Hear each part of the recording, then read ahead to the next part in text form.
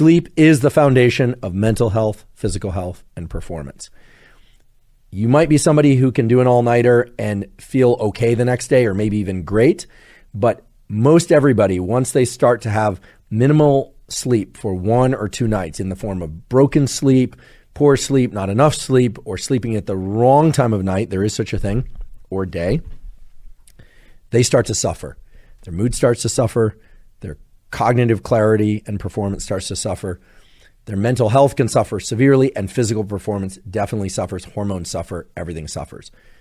Conversely, when people are sleeping well, that is deeply and enough, 80% of the nights of their life, mental health, physical health, and performance all flourish. And I think most people start to be almost amazed at how well they're doing in various domains of life that previously they might have struggled with. When thinking about supplementation for sleep, we need to ask ourselves a number of important questions. First of all, you should ask yourself how well, that is, how deeply, and how much are you sleeping per night? Assuming you're somebody who can fall asleep easily, stay asleep through the night, wake up feeling relatively rested, maybe a little groggy, and then can move about your day with plenty of energy and focus. You're not falling asleep in class or at work or behind the wheel or as a passenger on public transportation. Well, then you're probably getting enough sleep. And by the way, it's perfectly normal to require anywhere from a 10-minute to a 90-minute nap in the afternoon for some people. If you're not a napper, no big deal. It's known that naps can disrupt nighttime sleep, but provided that they're early enough in the day, if you take a nap and you are still able to fall asleep at night, then naps are fine for you. If you're somebody who doesn't like naps because you wake up groggy or grumpy, which often happens to certain people, then don't nap. You certainly do not need to nap. But if you're feeling energetic throughout the day, chances are you're getting enough sleep at night. But there are people, of course, who are struggling with sleep, either falling asleep, staying asleep, or they're not feeling alert enough during the day, or all of the above. And then it makes sense to step back and take a look at what supplementation can provide.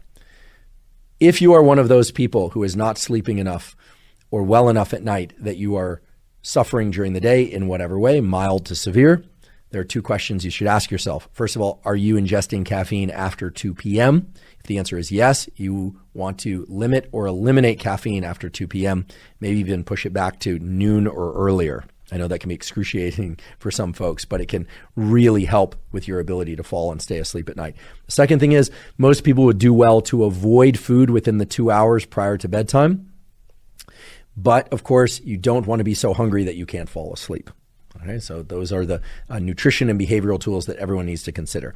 If you are not ingesting caffeine 2 p.m. or onwards, and you are not eating excessively immediately prior to bedtime or within the 2 hours prior to bedtime, and you're not hungry when you go to sleep, well, then there are certain supplements that can support your sleep. The point here is not to go systematically through each of the supplements that is beneficial or has been shown to be beneficial for sleep, but rather to address specific aspects of sleep that can suffer and why and how certain patterns of supplementation can support or alleviate those pain points. If, for instance, you're somebody who falls asleep just fine, but wakes up in the middle of the night, around 2 or 3 a.m. or any time for that matter, and has trouble falling back asleep, there are 2 categories of supplements that you might want to consider.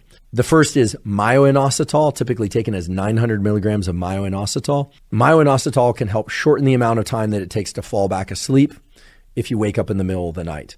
Myo-inositol has other beneficial uses as well for mood, etc. Other people who wake up in the middle of the night will wake up because their dreams are very intense, or they were having dreams that were so vivid that suddenly they were jolted from their dreams. Those people would do well to avoid certain supplements. So in a moment, I'll talk about the value of a supplement called theanine for falling asleep. But theanine, which typically is taken in dosages anywhere from 100 milligrams to 400 milligrams, depending on body weight and experience and what you find to be most effective for you, minimally effective for you.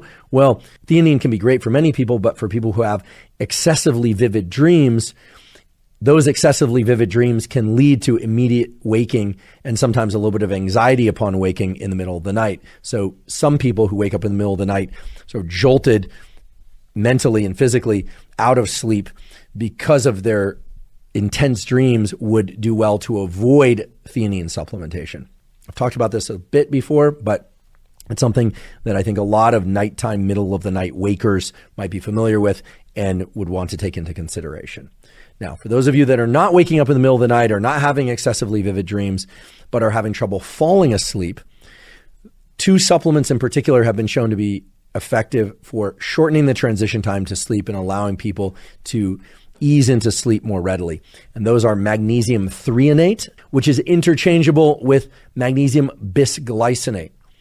Magnesium bisglycinate and magnesium threonate both have transporter systems that allow them to readily cross the blood-brain barrier, and they lead to a mild form of drowsiness. Mild in the sense that it's not going to prevent you from operating a motor vehicle or kind of any conditions under emergency that might arise in the middle of the night.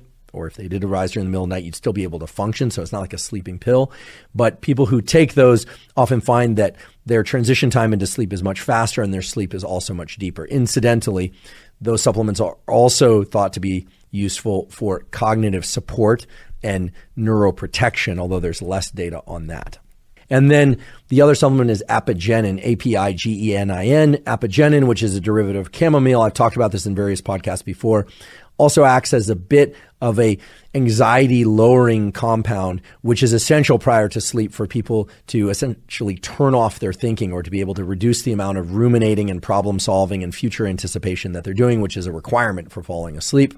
So what's the rational approach to supplementing in a way that allows you to fall asleep more quickly and stay asleep? Well, would you immediately take magnesium threonate and apigenin together? Well, that depends. If you have the budget and you just simply want to fall asleep quicker and you don't care which of those 2 ingredients is going to be more effective for you, well, then you could try one, for instance, magnesium threonate, and try it for perhaps a week and see how that affects your latency to sleep time. That is how quickly you fall asleep.